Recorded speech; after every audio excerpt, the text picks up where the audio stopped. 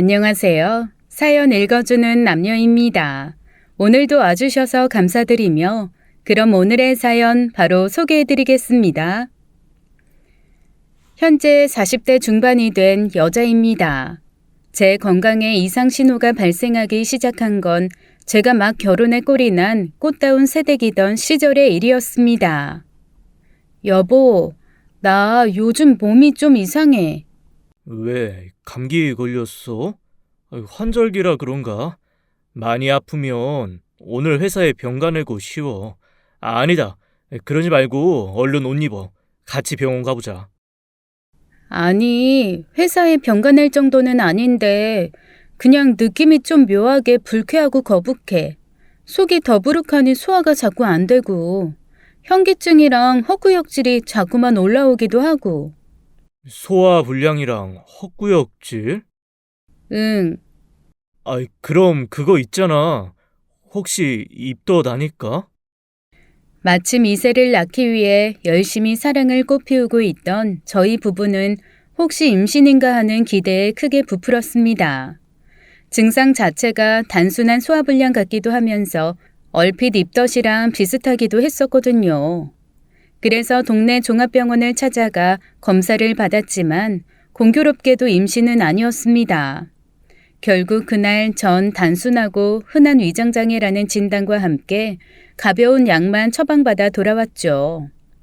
하지만 아무리 약을 먹어도 증세는 좀처럼 나아지지 않았고 급기야 발가락 끝에 감각이 무뎌지기 시작한 것이 느껴지더라고요.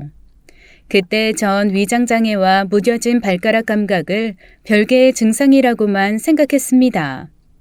같은 원인이라고 보기에는 너무나도 동떨어진 증상들이었으니까요. 직장 생활을 하며 매일 구두를 신고 출퇴근을 해왔기에 무뎌진 발가락 감각의 원인을 발에 맞지 않는 구두를 신은 탓이라고 생각했어요. 그래서 전 발에 잘 맞는 구두로 바꾸어 보기도 하고 편안한 단화나 운동화로 바꿔 신어보기도 했지만 증상은 날이 갈수록 심해지기 시작했습니다. 발가락 끝으로부터 시작되었던 무뎌진 감각이 점차 위쪽으로 올라오기 시작하더군요. 발목을 거쳐서 종아리까지 올라오더니 급기야는 허벅지의 감각도 무뎌졌습니다. 제가 허벅지마저 이상해졌음을 처음 느끼게 된 시간은 하필이면 밤이었어요. 그렇게 전 내일 아침 병원 문 열자마자 진료를 받자는 생각으로 일단 잠자리에 들었죠. 하지만 이튿날 아침 잠에서 깬 저는 침대에서 내려오다가 그만 쿵 하고 바닥에 떨어지고야 말았어요. 아무리 일어서려고 노력을 해봤자 몸이 말을 듣지를 않았죠. 순간 눈물이 왈칵 차오른 제게 크게 놀란 남편이 다가와 물었습니다. 왜 그래? 넘어지면서 어디 다쳤어? 구급차 부를까? 전 멍하니 울먹이면서 대답했어요. 구급차 불러줘. 나 지금 많이 이상하니까 최대한 빨리 와서 구해달라고. 어디가 어떻게 이상한데? 119 부르면서 응급처치도 같이 물어볼게. 내 다리가 안 움직여. 그랬습니다. 급기야는 제게 하반신 마비 증상이 와버린 것이었죠. 그때 전 움직이지 않는 다리를 이끌고 이 병원 저 병원을 전전하듯 옮겨 다녀야만 했습니다. 가는 병원들마다 원인을 알 수 없다, 병명을 알 수 없다 하는 답변만이 돌아왔으니까요. 그러는 사이 제 두 다리는 여전히 움직이지 않고 있던 상황. 제게 남겨진 마지막 희망은 어느 큰 대학병원 한 군데뿐이었어요. 여기서는 치료를 받을 수 있기를, 하다못해 병명이라도 알 수 있기를 간절히 기원하며 찾아간 그곳에서 전 뇌 척수의 검사와 정기 생리 검사를 받게 되었고 검사 결과 마침내 일련의 증상들에 대한 병명을 진단받게 되었습니다. 3주 전부터 위장장애 증상이 있으셨다고요? 네, 그 증상이 심해졌을 쯤부터 발가락 끝의 감각이 무뎌지기 시작했고요. 그러다 결국엔 이렇게. 길랑발의 증후군 전형적인 진행 과정이에요. 처음 듣는 병명이었던 저와 남편은 일단 가슴부터 무너져 내렸죠. 흔치 않은 질병은 치료가 어려운 경우가 많은 데다가 제가 받았던 검사들이 가벼운 병이 아니라는 사실을 이미 증명하고 있었으니까요. 아니나 다를까 의사 선생님께서 무척 무겁게 말씀을 이어가셨습니다. 길랑발의 증후군이란 말초신경과 뇌신경에 거쳐 광범위하게 나타나는 염증성 질환이에요. 인구 10만 명당 1명꼴로 발생할까 말까 하는 희귀병이기도 하고요. 현대 의학으로는 아직 정확한 원인을 밝혀내지 못했지만 바이러스 감염 또는 세포맥의 면역 반응과 관련이 있다고 알려져 있어요. 치료는 가능한 건가요? 저 다시 걸을 수 있는 거예요, 선생님? 치료는 불가능한 것은 아니에요. 또 원래는 그렇게까지 겁먹을 만큼 무서운 질병도 아니고요. 하지만 조연수님 경우에는 상황이 많이 다릅니다. 하반신 마비 증상이 왔다는 건 길랑발의 증후군 중에서도 아주 심한 중증이라는 뜻이거든요. 그러자 남편은 저의 생명에 지장이 있겠느냐고 물었고 의사 선생님께서는 충격적인 대답을 해주셨습니다. 치료를 해봐야 알겠지만 앞으로의 일상은 각별히 주의하셔야겠습니다. 주변에 아무도 없이 혼자 계시는 상황은 무조건 피하셔야 하고요. 자율신경 이상과 연관된 심장마비 또는 급성호흡곤란 증후군 등으로 갑작스럽게 사망하실 위험이 있어요. 다시 걸을 수 있느냐가 중요한 게 아니라 급사를 맞을 수도 있는 상황이라니 그날 이루 형언할 수 없는 충격에 휩싸인 저와 남편은 차마 아무런 말도 할 수가 없었습니다. 안녕하세요. 저는 40대 중반의 여성 사연자입니다. 옛날 옛적 중국의 황제 진시황은 불로장생의 꿈을 이루기 위해 그 드넓고 광활한 중국 대륙을 전부 뒤지며 불로장생의 영약을 찾아다녔다고 하죠. 물론 불로장생까지는 아니겠지만 우리네 삶에 있어서 건강이란 그만큼 중요한 이슈인 것 같습니다. 굳이 중국까지 가지 않더라도 요즘 우리나라 상견례 자리에서는 신랑 신부의 건강검진 결과서를 교환하는 게 일종의 유행처럼 돼가고 있다고 하죠. 또 우리네 어르신께서도 젊은이들에게 늘 이런 조언을 아끼지 않으시고요. 뭐니 해도 건강이 제일이다. 건강을 잃으면 세상 모든 것이 부질없다.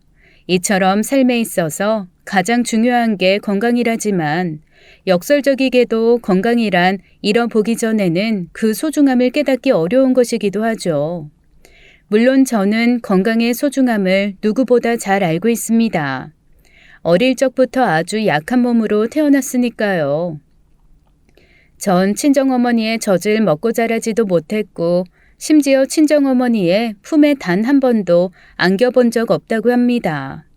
엄마 뱃속에서 10달을 채우지 못한 채 칠삭둥이로 아주 급하게 이 세상에 태어났거든요. 그리고 갑작스런 출산 당시 어머니께선 아주 숭고한 결정을 내리셨다고 했죠. 아이를 포기하셔야 돼요. 이대로는 산모님이랑 아이 목숨까지 모두 위험해져요. 어머니께선 고통을 이겨내며 말씀하셨습니다. 제왕절개로 출산하면 아이는 살릴 수 있는 건가요? 아이는 살릴 수 있습니다만 산모님께서 아기를 품에 안아보실 수 있으리라는 보장이 없어요. 지금 산모님 상태가 그만큼 위험합니다. 다행이네요. 제왕절개 수술로 출산하겠습니다.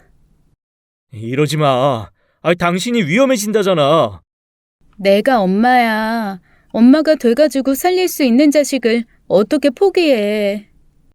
아이는 또 가지면 돼. 그니까 아무 생각하지 말고 일단 당신부터 살자. 우리 아이가 남자면 원근이라고 이름 짓고 여자아이면 연수라고 이름 지어줘.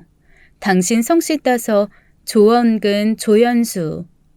만에 하나라도 당신 이렇게 떠나버리면 난 앞으로 어떻게 살라고, 어? 난 당신이 좋은 아빠가 돼줄 거라고 믿어. 혹시나 만에 하나 내가 잘못되더라도 엄마 없는 빈자리 느끼지 않도록 모든 사랑을 쏟아서 우리 아이 구김살 없이 훌륭하게 잘 키워줘. 그 말에 아버지는 심장을 저며내는 심정으로 수술 동의서에 서명하셨어요. 제왕절개 칠삭동이로 태어난 전 곧장 인큐베이터로 옮겨졌고 생명의 고비를 숱하게 넘겨낸 끝에 살아남을 수 있었습니다. 하지만 어머니께서는 제가 태어난 수술방에서 끝내 세상을 떠나고야 마셨어요.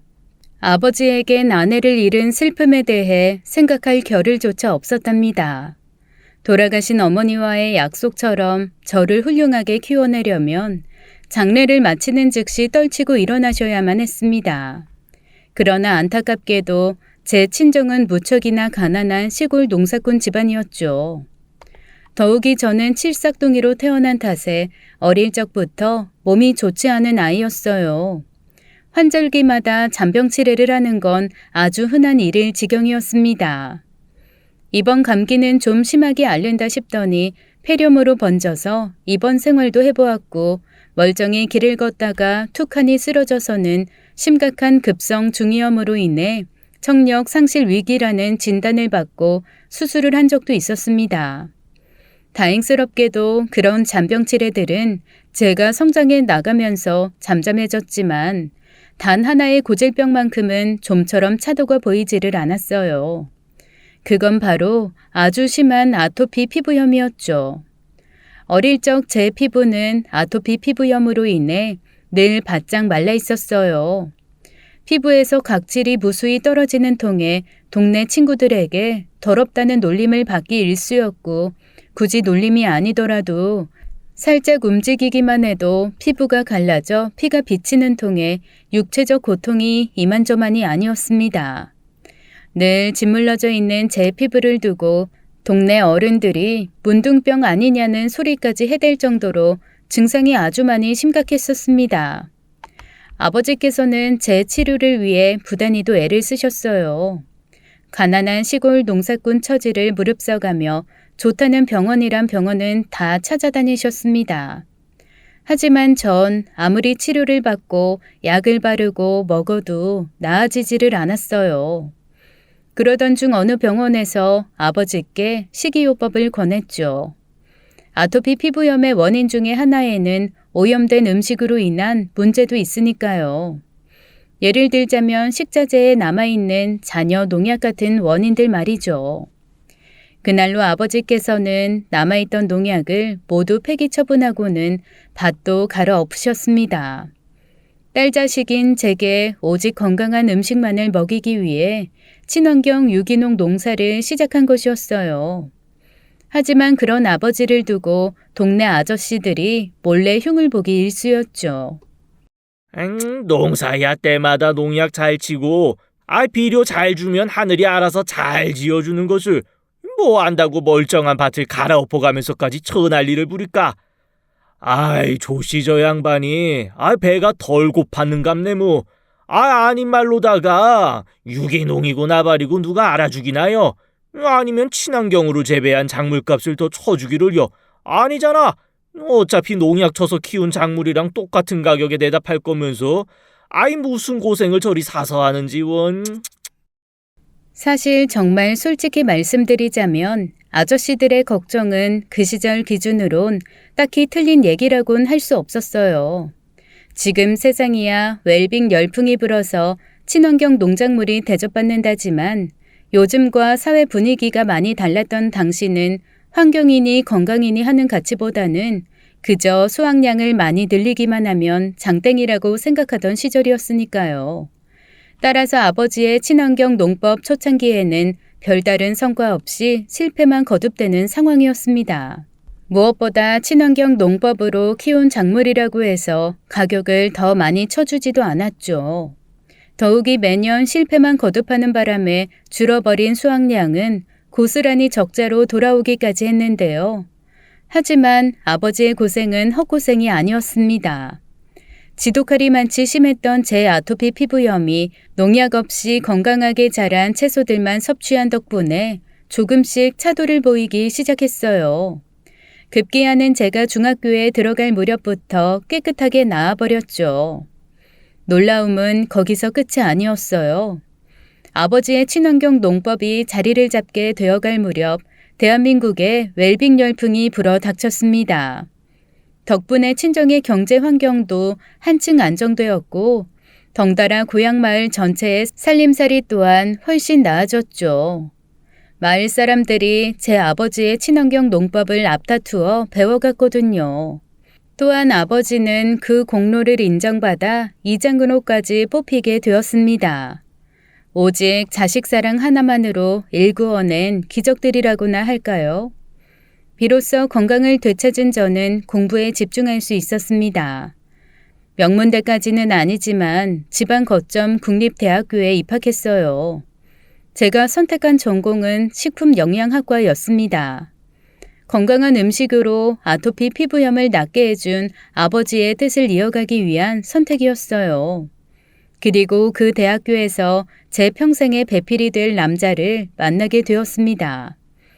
그이는 아주 건강한 체육학과 학생이었습니다. 화창한 햇살을 받으며 구슬땀 흘리는 그의 건강함이 어찌나 아름답던지 전 그만 첫눈에 사랑에 빠져버렸지만 쉽게 다가갈 수는 없었어요. 인품마저도 참 반듯했던 그를 짝사랑하는 여학생들이 학교에 너무나 많았기 때문이었죠. 그랬던 제가 그이와 가까워지게 된 계기는 학교 축제였어요. 당시 저희 학과는 식품영양학과답게 건강한 음식이라는 주제로 막걸리를 간단하게 곁들일 수 있는 주점을 운영했습니다. 그곳에서 쓰이는 식자재들은 제 친정 아버지의 농장에서 조달했고요. 또한 그이는 신체가 재산인 체육학과답게 건강한 음식이라는 소리에 이끌려 제가 일하던 저희 식품영양학과에 주점을 방문했죠. 건강이라는 공통 관심사가 있었던 그이와 저는 빠르게 가까워져 연인이 되었고 대학 졸업 후에 사회인으로서 각자 자리를 잡은 뒤에는 마침내 결혼 준비를 하게 되었는데요.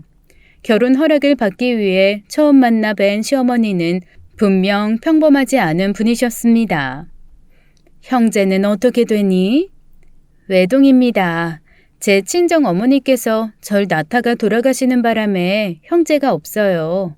전 제왕절개 칠삭둥이로 태어났고요. 그래? 그럼 난 이 결혼 반대다. 네? 너도 똑같이 안 되리라는 법 없잖니. 애 낳다가 혼자 죽어버리면 네 남편 호랍이 만드는 꼴이고 만에 하나라도 애 낳다가 아이랑 같이 죽어버리면 네 남편 가슴에 평생 잊지 못할 상처만 안겨버리는 꼴이 될 텐데 내가 미쳤다고 너랑 결혼을 허락하겠니? 엄마, 무슨 그렇게 무서운 말을 하고 그러세요? 넌 가만히 있어. 여자들 얘기에 사내놈이 끼어드는 거 아니다.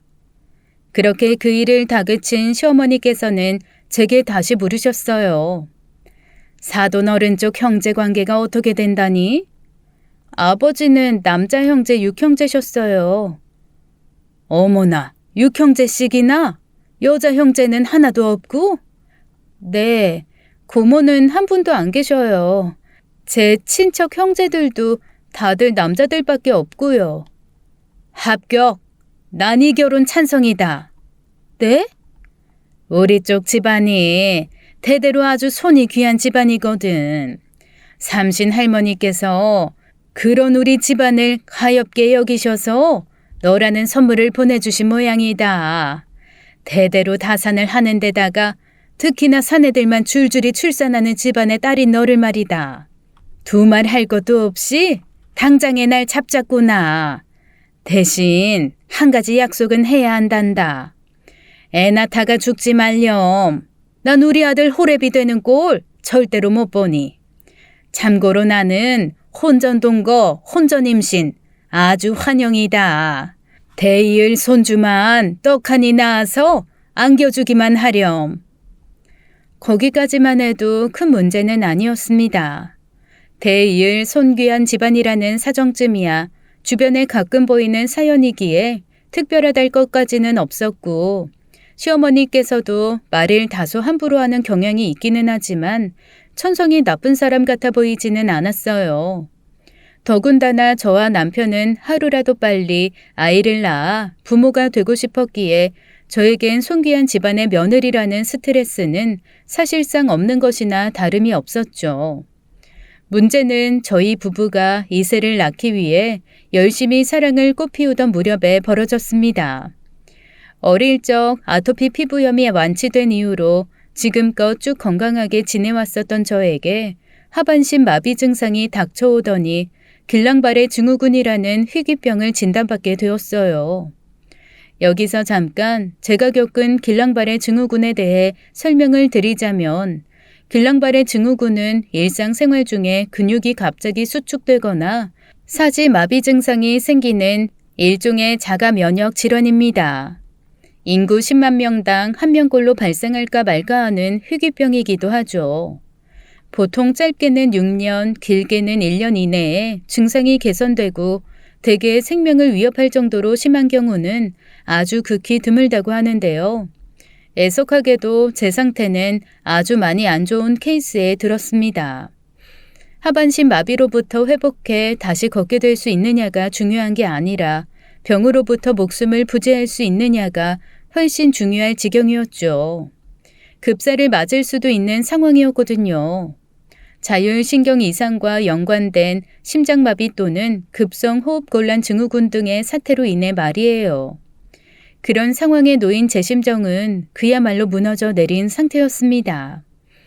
혼자 남겨질지도 모르는 남편에게 너무 미안해 차마 얼굴을 보지도 못할 지경이었고 종이와 펜만 보이면 지금 유서를 써놓을까 하는 생각이 자꾸만 떠오르는 바람에 저 스스로도 제가 무서워질 정도이기도 했어요.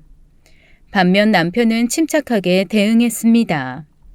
패닉에 빠져있는 저 대신 저의 회사에 진단 내용을 알리며 휴직계를 내주었고 얼마나 들어갈지 모르는 치료비에 대해서 그동안 들어두었던 보험의 보장 내용을 확인했죠. 무엇보다 남편이 가장 신경을 쓴 일은 제 곁에 함께 있어줄 사람을 구하는 것이었습니다. 하반신 마비 증상을 제외하면 당장의 간병이 필요한 상황까지는 아니었어요. 입원도 필요치 않아서 집에서 통원 치료를 받게 된 상황이기도 했죠. 그러나 제가 언제 갑자기 심장마비나 호흡곤란을 일으킬지 모르는 탓에 제 곁을 지키며 주시해 줄 사람은 반드시 필요했습니다. 이에 남편은 시어머니께 제 곁을 지켜달라고 부탁을 드렸는데요. 연락을 받고 달려온 시어머니를 마주한 순간 전 정신이 아득해지고야 말았습니다. 시어머니께서 어디서 구하셨는지 글쎄 전신 방역복과 전문가용 방역 마스크 그리고 실리콘 장갑까지 완전 무장을 하고 찾아오셨더라고요. 마침 아주 위험한 전염병 바이러스가 창궐한 곳에 온 사람처럼 말이죠. 그래놓고는 제게 처음 한다는 말이 우리 집안에 옮기지 말고 이혼해. 옮기다뇨? 아프다는 이유로 시댁에 들어가서 얹혀 살 생각하지 말라는 말씀이신가요? 이혼은 갑자기 또 무슨 말씀이시고요? 너한테 있는 바이러스 우리 가족들한테 옮기지 말고 이쯤에서 부부생활 정리하라는 뜻이야. 걱정하지 않으셔도 돼요, 어머니. 제 증상 전염병 절대로 아니에요. 난 그 말 못 믿는다.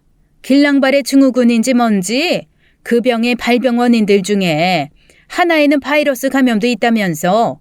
그런데도 전염이 안 될 거라고 어떻게 확신할 수가 있니? 맞는 말씀이시긴 한데요.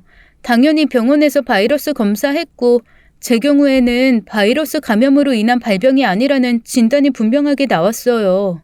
제가 지금 이렇게 집에서 통환치료 받고 있는 게 전염성이 없다는 증거기도 하고요. 만약에 저한테 전염성이 있다면 병원에서 함부로 퇴원시키지 않았을 거잖아요. 격리병동에 격리시킨 채로 입원 치료 시켰겠죠. 안 그러세요? 그러나 제가 아무리 설명을 드려봤자 시어머니께서는 감염에 대한 걱정을 거두지 않으셨어요. 제 간병은 어떻게 되었냐고요? 설마 하니 해주셨을 리가 없죠.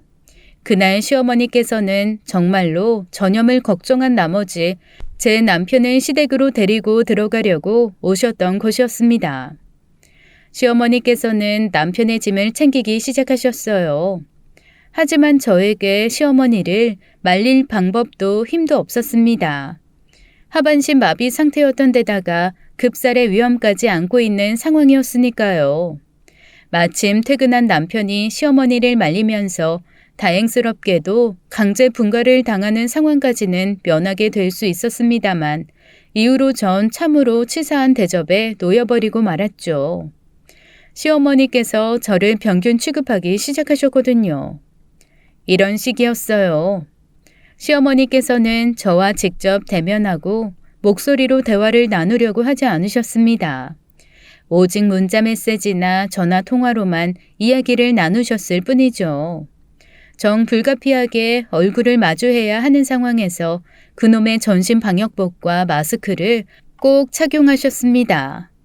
또한 어쩌다 방역복을 착용하기 전에 저와 마주치게 되는 상황이 생길 때마다 늘 이렇게 비명을 지르셨어요.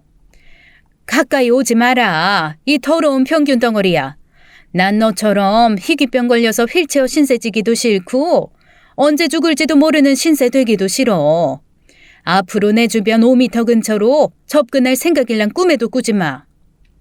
비명을 지르고 난 뒤에는 분무기로 당신 주변에 소독약을 뿌리셨어요. 참으로 치욕스럽고 모욕적인 순간이 아닐 수가 없었습니다. 하지만 방금 말씀드린 치욕스럽고 모욕적인 평균 취급은 제가 당했던 일들 중에 빙산의 일각에 불과하며 차라리 약거였던 축에 드는 것일 뿐이었어요. 지금 다시 생각해도 분노가 치솟는 것, 시어머니께선 저희 부부를 진심으로 이혼시키려고 했다는 사실이었습니다. 그리고 시어머니께서 이혼의 성사를 위해 선택한 첫 번째 수작은 남편과 저를 이간질시키는 것이었어요. 제가 한창 병치레를 앓던 어느 날이었습니다. 시어머니께서 난데없이 전화를 걸어오셨어요. 예, 며느라, 너 맨날 타고 다니던 차 있잖니. 나 이번 주 중에 그 차 하루만 빌려 타자꾸나. 제 차를요? 어차피 넌 하반신 마비 때문에 운전 못하잖니. 사람들한테 바이러스 전염시킬 걱정 때문에라도 집 밖으로 나와서도 안 되고. 전염성 아니라니까요. 그건 너 혼자만의 주장일 뿐이라고.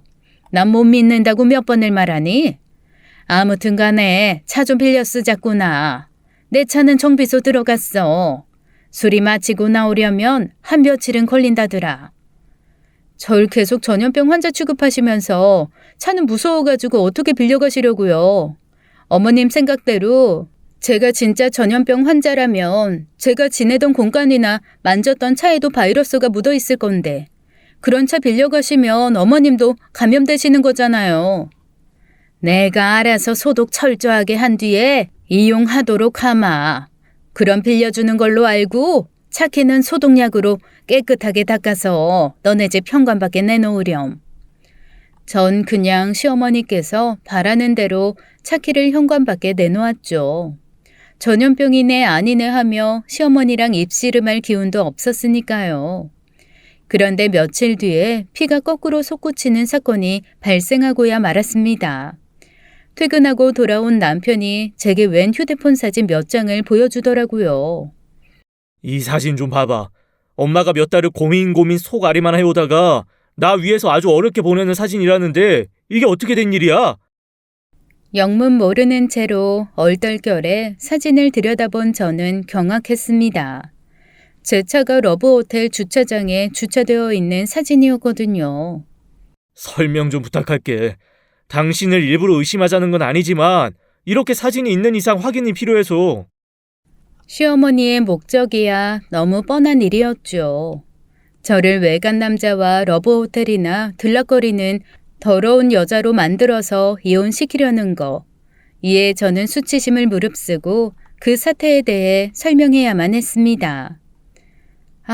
아무래도 어머님께서 우리를 진심으로 이혼시키고 싶으신 모양이다. 이거 나 불륜녀로 몰아가려는 수작이야. 수작이라니? 며칠 전에 어머님께서 내 차 빌려가셨어. 그때 찍은 사진이겠지. 엄마 말로는 며칠 전이 아니라 몇 달 전에 찍은 사진이랬다니까? 내 말 잘 생각해봐봐, 여보. 나 하반신 마비 와서 운전 못하게 된 지가 벌써 6개월째야. 즉 어머님 말씀대로 그 사진이 진짜라면 최소한 6개월 전에 찍힌 사진이라는 뜻인데 지금은 한여름이고 사진 속의 러브호텔 주차장 배경 잘 보면 똑같이 한여름이야. 불과 얼마 전에 찍은 사진이란 얘기잖아. 그렇게 전 시어머니의 첫 번째 수작을 이겨낼 수 있었고 남편은 낳아주신 친어머니를 향한 첫 번째 실망에 빠져들었는데요. 물론 시어머니의 수작은 거기서 끝이 아니었습니다. 시어머니는 이번엔 제가 아닌 남편 쪽을 공략하기 위해 나섰죠. 그 방법은 바로 미인계였어요. 시어머니께서 제 남편을 시댁 거실에 불러다 앉혀놓고는 웬 여자들의 사진과 이력서들을 보여주며 이렇게 말씀하셨다더라고요. 우리 개모임 회원 중에 강남서 솜씨 좋기로 유명한 마담 뚜가 하나 있거든. 그 마담 뚜 통해서 얻어온 네 재혼 자리란다. 엄마, 자꾸 이럴래요? 아무리 이러셔봤자 저 그 사람이랑 이혼 안 해요. 아니, 넌 걔랑 무조건 이혼해야 돼. 우리 가족한테 희귀병 옮길 수도 있는데다가 어쩌다가 운 좋게 치료된다고 쳐도 사실상 임신을 해서는 안 되는 몸이 돼버릴 거 뻔하잖니. 함부로 임신해서 애 낳았다가 희귀병이 유전이라도 되면 그날로 너랑 내 팔자 망치는 거야, 인서가. 남편은 제 병은 전염병도 아니고 유전되는 병도 아니라고 목을 높여 항변했지만 시어머니께서는 귀등으로도 듣지 않은 채로 여자들의 사진을 제 남편의 눈앞에 흔들며 말을 이어가셨습니다. 보렴, 이 여자들도 재혼하는 입장이라 우리 아들이 꿀릴 거 하나 없다. 그 병 걸린 애랑 깔끔하게 이혼만 해버리면 이렇게 젊고 예쁘고 능력도 괜찮은 새 여자랑 살 수 있는 거야. 이래도 언제 죽을지도 모르는 개 하나만 계속 붙들고 늘어질래? 바보처럼. 더는 듣고 앉아있을 수가 없던 남편은 자리를 박차고 나가버렸습니다. 하지만 시어머니께서는 단념하지 못한 모양이었어요. 이튿날 남편이 출근한 시간을 틈타 방역복을 갖춰 입은 채로 저를 찾아오셔서는 남편에게 보여주었던 것과 같은 여자들의 사진과 이력서를 제게도 보여주시더군요. 어떠니? 어느 모로 보나 너보다 좋은 여인들이야. 특히 이 여자들은 희귀병 걸린 너보다 훨씬 건강하고 대를 이을 멀쩡한 손주들을 낳아줄 수 있다 이 말이야. 반면에 너는 희귀병 유전시킬 위험도 있고 우리 아들을 진정으로 사랑한다면 이쯤에서 놓아줘라. 물은 모든 병의 근원은 마음에 있다고 했던가요? 이후로도 시어머니의 이혼을 위한 해괴한 짓거리가 계속 이어지자 스트레스가 극에 달한 저의 상태는 빠르게 악화되어 갔습니다. 그러다 급성 호흡곤란 증세를 일으키며 응급실로 실려가게 되었는데요. 제가 얼핏 정신을 차렸을 무렵은 마침 시어머니께서 응급실에 도착하던 때였습니다. 그날 전 시어머니께서 도착하시자마자 남편에게 하셨던 말씀이 아직도 귀에 서네요. 뭐야, 네 처 아직 살아있니? 그럼 진작 말하지 그랬어. 난 죽은 줄 알고 신나서 달려왔는데. 괜히 비싼 택시비 들여가며 헛걸음했잖니. 엄마, 지금 그게 할 소리예요? 저 사람이 지금 왜 저렇게 누워있는데요? 엄마 때문에 스트레스 받아서 쓰러진 거잖아요. 그래놓고 미안하다 잘못됐다 사과는 하지 못할 망정. 뭐야, 네 처 아직 살아있니? 라고요? 저 사람 이대로 잘못되면요, 저라고 멀쩡하게 살아갈 수 있을 것 같으세요? 물론 아내 떠나보낸 가슴이야 많이 아프겠지. 그런 자식 지켜볼 수밖에 없는 내 마음도 덩달아 미어져 나갈 테고. 근데 가만히 다시 생각해보면 이혼보다는 사별이 훨씬 괜찮겠다는 생각이 드는 건 어쩔 수 없구나. 너도 한 번은 생각해봐. 이혼보단 사별이 재혼하는데 훨씬 유리하지 않겠어? 우리 집안 대이어줄 손주를 희귀병 환자한테 얻는 것보단 건강한 처자한테 재혼해서 얻는 쪽이 훨씬 바람직하기도 하고. 엄마 말 어디 한마디라도 틀린 거 있니? 그때 전 마음속으로는 격분했지만 몸이 말을 듣지 않았습니다. 그래도 다행이었던 건 굳이 제가 화를 낼 필요는 없다는 점이었죠. 남편이 시어머니에게 맞서서 제 편을 들어주었으니까요. 그놈의 이혼! 제발 그만 좀 하세요. 전염병 아니고 태어날 아이한테 유전되는 병도 아니라고 몇 번을 설명해야 믿어주실 거냐고요. 어머, 얘 좀 봐라. 너 지금 꼴랑채 하나 때문에 엄마한테 큰 소리 내는 거니 지금? 그럼 제 입에서 좋은 소리 나오게 생겼어요 지금? 왜 자꾸 실망스러운 모습만 보여주시느냐고요. 자꾸 이러시면 엄마 얼굴 보고 살기 힘들어집니다 저희. 아시겠어요? 그래서 꼴랑 여자 하나 때문에 엄마랑 의절이라도 하겠다는 거야? 정신 차려 이거사. 난 널 낳아준 핏줄이고 쟤는 갈아치우면 그만이네야. 네, 차라리 그냥 의절하겠습니다. 엄마 안 보고 사는 쪽이 제가 엄마한테 더 이상 실망하지 않을 수 있는 유일한 길이고 엄마로부터 와이프 지킬 수 있는 유일한 길인 것 같네요. 앞으로 저희 곁에 얼씬도 하지 마세요. 그런 남편의 보호 덕분에 전 몹쓸 시어머니 걱정 없이 지낼 수 있게 되었습니다. 또 그 덕분에 치료에 집중할 수 있게도 되었죠. 물론 치료 과정은 절대로 쉽지가 않았어요. 정확히는 희귀병 질병이기에 정해진 치료법이라는 게 사실상 없었던 겁니다. 그래서 제 증상을 보아가며 그때그때 맞는 치료법을 고안에 적용해야만 했어요.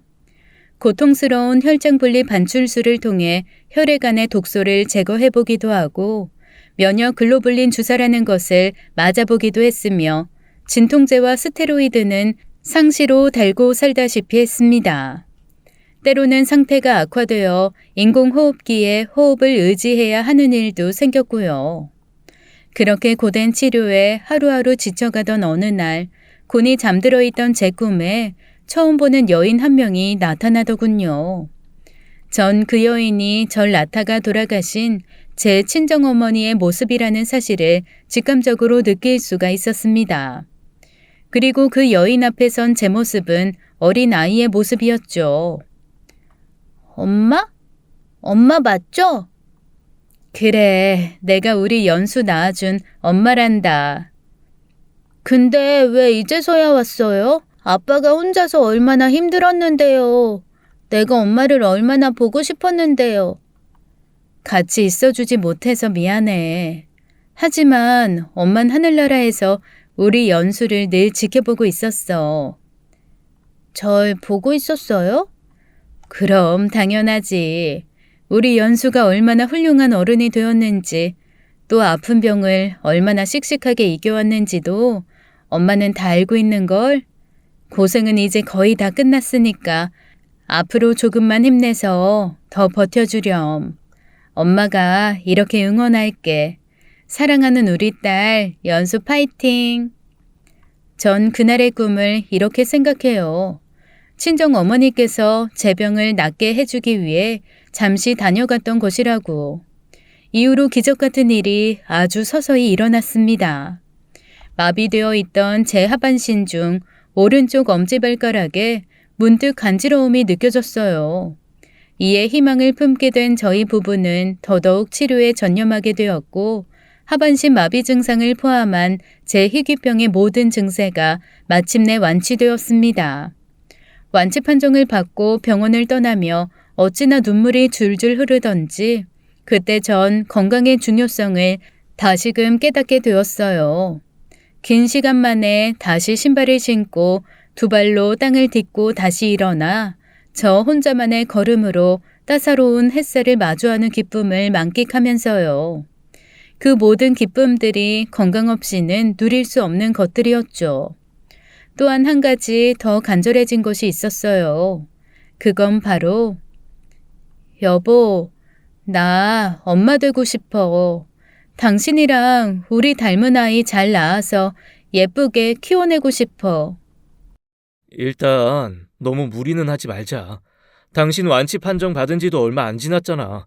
의사 선생님께서 아직은 일상생활까지만 가능하다고 하셨기도 하고 격렬한 운동이나 임신은 위험해 아직. 임신과 출산을 위해서는 몸 상태를 온전하게 회복시키는 것이 급선무였습니다. 그러기 위해서 저희 부부는 제 친정아버지가 계시는 고향마을로 내려갔어요.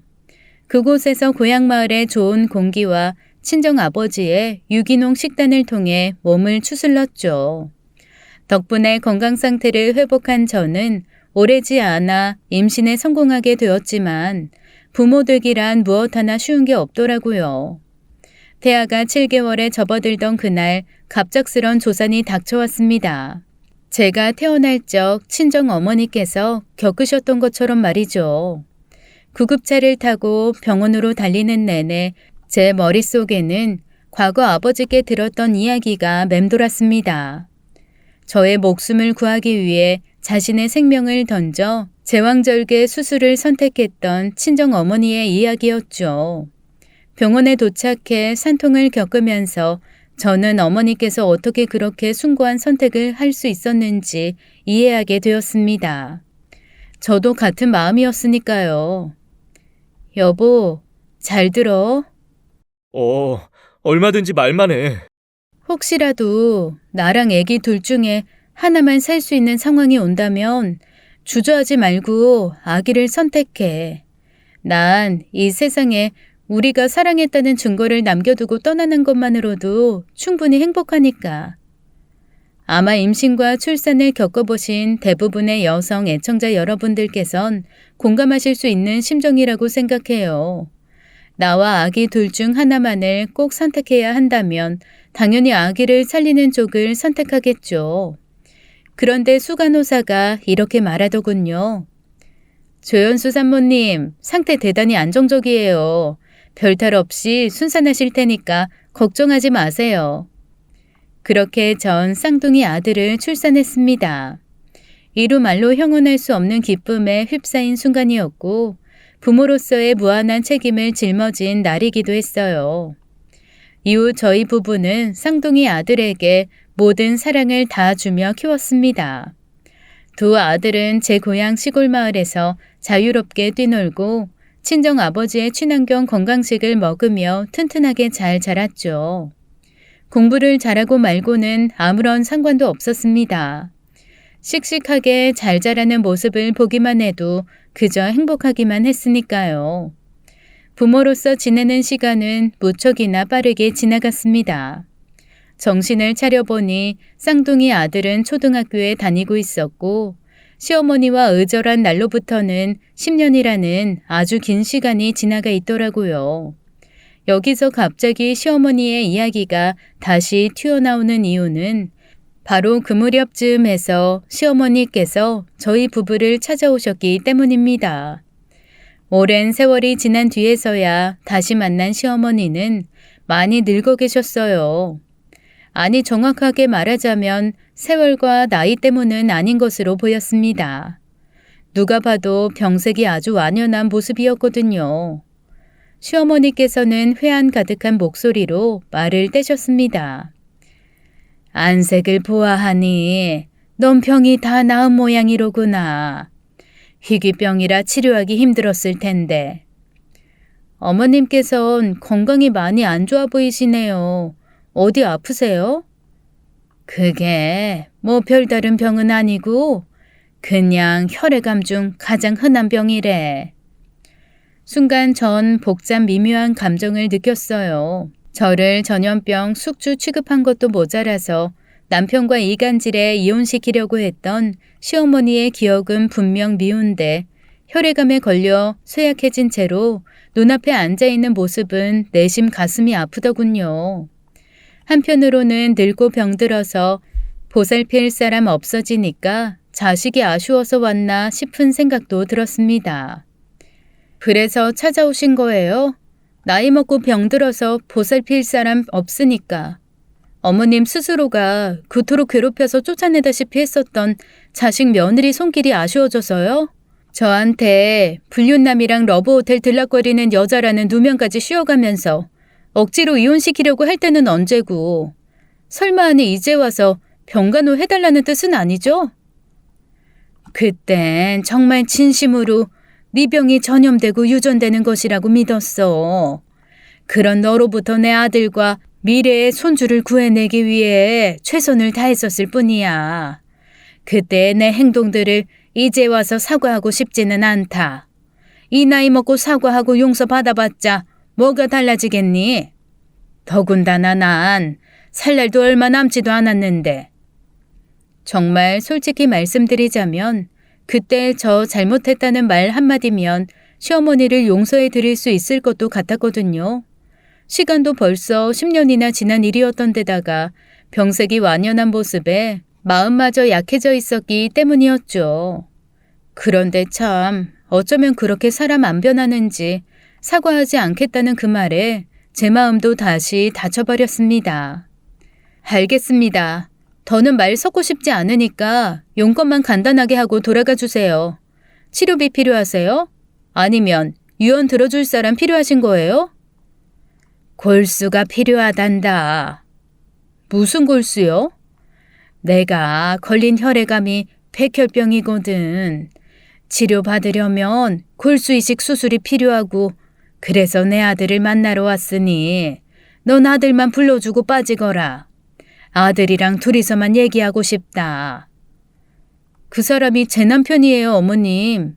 작은 일도 아니고 골수이식 수술해드리는 큰일인데 저더러 빠지라고요? 진짜 너무하시네요. 너무하고 말고가 어딨어.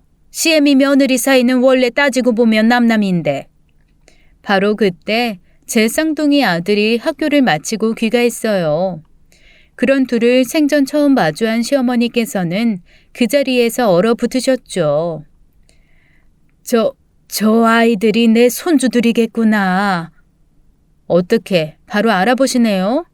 제가 애 낳았다는 소식 전해드린 적 없는 것 같은데. 내가 어떻게 몰라볼 수가 있어. 국민학생 시절일 적 우리 아들 얼굴을 빼다가 박았는데 더군다나 쌍둥이구나. 지금 뭐 많이 착각하고 계신 모양인데요. 저 어머님으로 인한 스트레스 때문에 쓰러져서 병원에 실려갔던 날 제 남편이 어머니한테서 저 지켜주려고 의절 선언했던 그때 어머님이랑 저희 가족이랑은 그날 이미 남남된 거예요. 쌍둥이 애를 단 한순간도 어머님 손주로 키운 적 없다고요. 아시겠어요? 말씀 다 끝났으면 이만 돌아가 주세요. 골수 이식 건은 남편한테 마음 정해서 통보하라고 얘기 전하겠습니다. 마침 그날은 남편이 다른 지역에 일주일짜리 출장을 떠나 있던 참이었기에 골수 이식 수술이 필요한 시어머님께서는 제 남편을 만나지 못하고 돌아가셔야만 했어요. 그리고 바로 이튿날 시어머니께서 또 불쑥 저를 찾아오셨습니다. 또 골수 이식 얘기 때문에 오셨어요?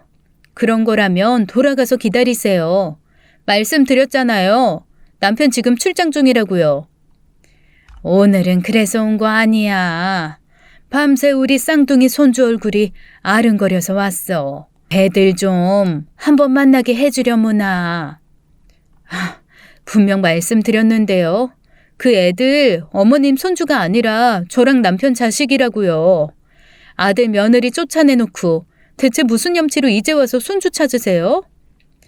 아무리 그래도 내가 할미인데 인사는 해둬야지. 세상 떠날 땐 떠나더라도 손주들한테 할미란 뿌리가 있었다는 걸 알려주고는 떠나야지. 그러니 이렇게 부탁한다. 한 번만 만나보게 해주렴. 그런 시어머니를 한참이나 물끄러미 바라보던 제 머리에 문득 한 가지 희망이 스쳐 지나갔습니다. 이에 저는 그 희망이 어슴푸레하게 보여준 방법 그대로를 따라서 인생 최대의 복수를 시작했고 과거 제 희귀병을 전염병 취급했던 시어머니의 행동을 똑같이 되돌려주기 시작했죠. 어머님, 건강 안 좋으시다면서요. 백혈병이랬나? 그럼 일단 제 주변에서 5m 밖으로 떨어지세요. 백혈병 옮을지도 모르니까요. 너네가 무슨 말을 그렇게 하니? 백혈병이 전염병 아닌 거 몰라서 이래? 저 그 말 못 믿어요. 백혈병 원인 중 하나에는 바이러스가 있을 수도 있으니까요. 암은 바이러스성 질병 아니야. 암 환자들이 얼마나 많은데 만약 바이러스성 전염병이었다면 대한민국 인구 절반 정도가 암에 걸려 있어야겠지. 아, 글쎄, 그건 어머님 생각이시고요. 아무튼 간에 전 어머님이라는 병균으로부터 저희 가족 지켜야겠네요. 쌍둥이 아들 만날 생각하지 마세요. 백혈병 옮으면 어떡해요. 남편한테도 골수이식 그거 하지 말라고 할 거예요. 골수이식 하러 갔다가 백혈병 옮아버리면 억울하니까. 그런 제 황당한 말에 시어머니께서는 황당해 하시면서도 일단 되돌아가셨습니다만 그래놓고도 쌍둥이 손주가 보고 싶어 자꾸 눈에 밟히는지 매일 저희 동네를 찾아와 쌍둥이를 먼 발치에서 바라보며 돌아가더군요. 전 그런 시어머니의 모습에서 제 인생 최대의 복수가 성공으로 되어가고 있음을 느꼈습니다. 제 인생 최대의 복수란 받은 대로 똑같이 되갚아주는 눈에는 눈, 이에는 이 작전을 통해 시어머니에게 과거 당신의 잘못을 깨닫게 만들어 스스로 사과하도록 만드는 것이었어요. 그 과정에서 필요한 것이 바로 두 손주를 향한 할머니의 모정이었죠. 쉽게 바뀌지 않는 사람을 갱생시킬 수 있는 가장 큰 힘은 바로 사랑일 테니까요. 그래서 전 시어머니를 일부러 전염병 환자 취급하며 쌍둥이에게 접근하지 못하도록 원천 차단했었던 것이었습니다. 그 짧은 며칠이 시어머니께는 아마 억만년 같은 지옥 불구덩이 속이었을 거예요. 그토록 오매불망 원하던 손자를 지척에 둔 채로 다가서지 못하는 애달픈 속마음이 지옥불과 같은 고통이 아닐 수가 없을 테니까요. 역시나 효과는 대단했습니다. 시어머니께서는 결국 제 앞에 달려와 무릎을 꿇었어요. 순간 전 이제 됐다 싶었지만 이를 확실하게 마무리 짓기 위해 마지막까지 만전을 기했습니다. 그래서 전 잠시 방으로 들어갔다가 전신 방역복을 입은 채로 시어머니 앞에 다시 마주섰죠. 너 그 옷은 기억나시는 모양이네요. 맞아요. 어머님이 희귀병 앓고 있던 저를 병원균 취급하면서 매번 입으셨던 방역복이죠. 지금은 어머님이 바이러스니까 제가 이렇게 입어봤어요. 그리고 만약 쌍둥이 손주를 만나게 해드린다고 쳐도 어머님은 두 손주 얼굴은 보지도 못하실 거예요. 손도 잡지 못하실 거고요. 제 아들들도 전신 방역복을 입은 채로 마스크로 얼굴을 가리고 실리콘 장갑도 끼고 있을 테니까요. 그러자 잠시 생각에 잠긴 시어머니께서는 이내 오열하며 말씀하셨습니다. 그때 나한테 당하던 네 기분이 이런 기분이었구나. 더럽고 치사했겠어. 그것뿐이겠어요? 남편과 전 가족인데 그런 가족을 억지로 떼어놓으려고 했던 어머님이 마치 악마처럼 느껴지는 날도 있었어요. 아니야. 악마처럼 느껴진 게 아니라 그때 난 악마 그 자체였어. 손주들을 내게서 어떻게든 떼놓으려고 애쓰는 네 모습 보면서 너무나도 절실하게 깨달았단다. 하긴 내가 그래서 백혈병이라는 중병에 걸린 모양이지. 하늘이 내게 천벌을 내리신 게야. 난 벌받아도 싼 년이다. 그럼. 시어머니께서는 이후로 한참을 더 목 놓아 오열하시며 자신의 지난 잘못을 반성하셨습니다. 그리고 제가 마침내 시어머니께 미소 지으며 손을 내밀었어요. 얼른 잡고 일어나세요. 이제 그만 우시고요. 사랑하는 손자들 처음 만나는 자리에 퉁퉁 부은 눈으로 나서실 거예요? 내가 진짜 손주들을 만나도 괜찮을까? 솔직히 말씀드리자면 오늘의 반성 한 번으로 어머님의 지난 허물 모두 덮어드리겠다고 약속은 못 드려요. 대신 어머님의 잘못은 저 대신에 쌍둥이들한테 갚으세요. 쌍둥이들한테 세상 둘도 없이 좋은 할머니가 되어드리면 저도 더는 어머님 원망하지 않을게요. 그렇게 전 쌍둥이 아들에게 할머니를 소개시켜 주었습니다. 남편은 출장에서 돌아오는 즉시 골수이식 검사를 받고는 오래지 않아 시어머니의 백혈병 치료를 위해 골수를 나누어 주었어요. 덕분에 시어머니께서는 백혈병을 치료할 수 있게 되었고요. 제 인생 최대의 복수 덕분에 과거의 잘못을 아주 단단히 반성하셨던 모양인지 시어머니께서는 남은 여생을 좋은 어머니이자 시어머니 그리고 할머니로서 살아가셨습니다. 제가 지금 40 중반이 되었으니 그 일이 벌써 한참 지난 옛 기억이 되어버렸네요. 이후 남편과 저는 셋째 아들까지 잘 낳아서 키우고 있습니다. 두 쌍둥이 아들은 지금 중학교에 다니고 있죠. 남편을 닮아 건강하고 혈기왕성하기에 저희 부부는 두 아들에게 운동선수의 길을 제안하려고 합니다. 시어머니께서는 어떻게 되셨냐고요? 안타깝게도 지금은 이 세상에 계시지 않아요. 남편의 골수 이식 덕분에 백혈병이 완치된 채로 노년을 보내시다가 얼마 전에 아주 평온하게 숨을 거두셨거든요. 그러나 시어머니는 여전히 제 쌍둥이 아들의 속에 살아 숨쉬고 계십니다. 쌍둥이 아들의 기억 속에 마음씨 넓고 자애롭고 늘 포근했던 할머니의 모습으로 영원히 기억될 테니까요. 전 건강을 크게 잃어보았습니다. 어릴 적에는 각종 잔병 치레도 모자라 문둥병 아니냐는 소리를 들을 만큼 지독한 아토피 피부염을 겪었어요. 성인이 되어서는 갈랑발의 증후군이라는 희귀병에 걸려 생명의 위험까지 닥쳐왔었죠. 또한 시어머니의 못된 행각으로 인해 마음의 병까지 크게 앓았었습니다.